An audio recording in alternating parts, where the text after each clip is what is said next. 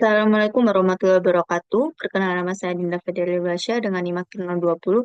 Kali ini saya akan melakukan presentasi review jurnal metode klasik dibandingkan dengan metode yang sudah dimodifikasi.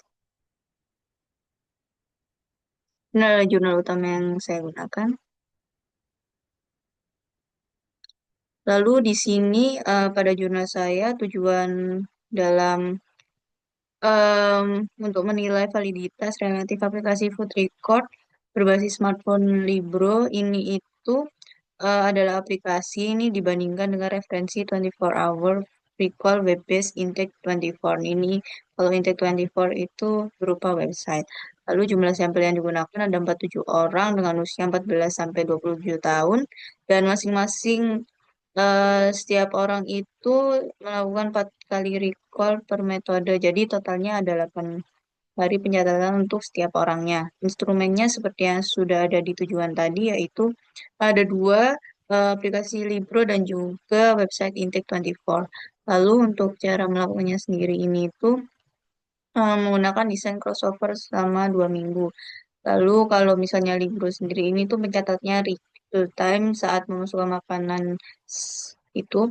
Lalu juga kalau misalnya website Intake 24 ini tuh multiple pass 24 hour recall diisi pada akhir hari.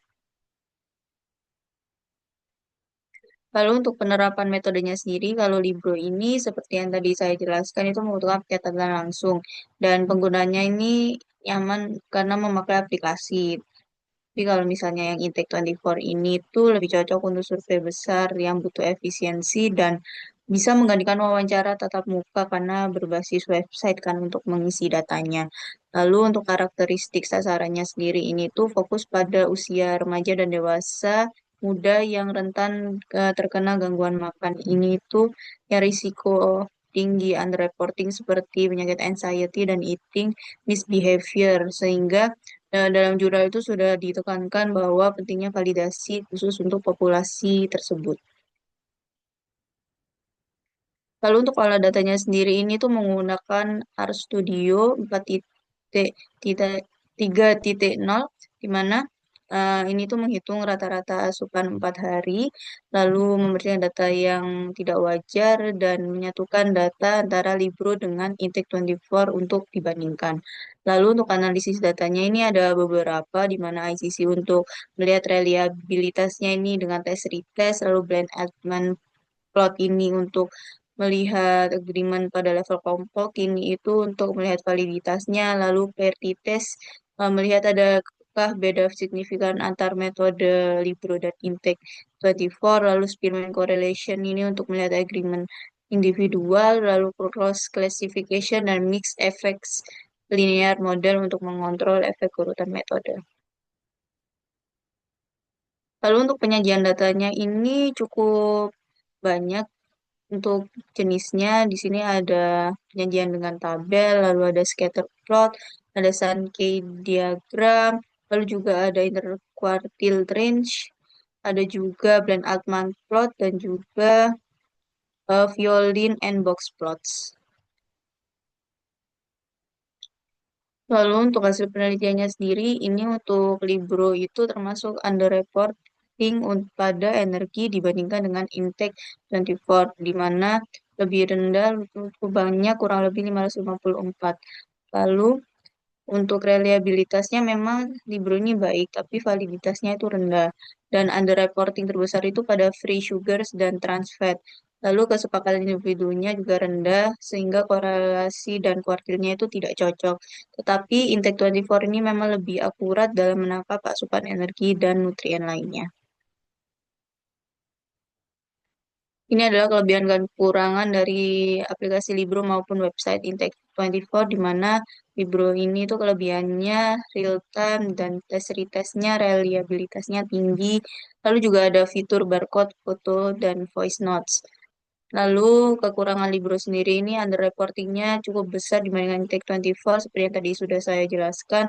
Lalu juga paling banyak salah di free sugars dan trans fat. Tidak ada otomatis untuk makanan yang lupa. Ini tuh bisa meningkatkan missing items lalu juga ranking individunya termasuk buruk.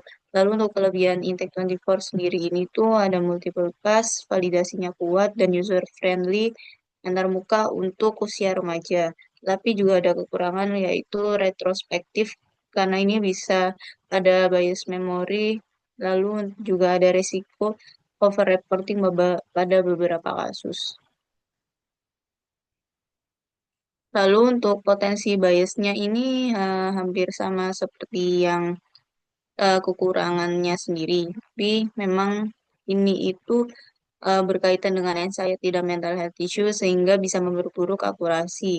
Lalu user interface kurang menarik menurunkan motivasi dari responden itu sendiri.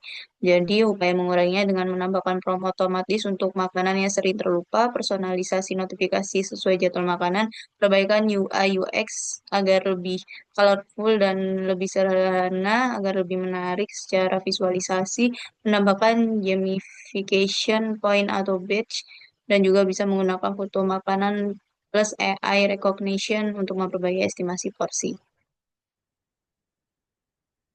Lalu untuk validitasnya sendiri, ini tuh Libro belum akurat sebagai pengganti 24-hour recall untuk kelompok rentan. Karena nutrien rata-ratanya itu masih under reporting signifikan untuk hampir semua nutrien. Tetapi memang untuk reliabilitasnya sendiri ini Libro itu cenderung baik, tetapi Intake 24 juga reliable-nya itu cukup baik, mana keduanya ini memang sangat reliable jika digunakan beberapa hari untuk tes retestnya. Sehingga kesimpulan yang bisa diambil itu Libro reliable tetapi kurang valid. Ada reporting besar untuk energi dan nutrien dibanding Intake 24. Intake 24 lebih akurat sebagai metode penilaian konsumsi, sedangkan Libro ini belum bisa menggantikan Intake 24 untuk penilaian asupan. Sekian presentasi yang bisa saya sampaikan. Mohon maaf apabila ada salah kata dalam presentasi. Wassalamualaikum warahmatullahi wabarakatuh.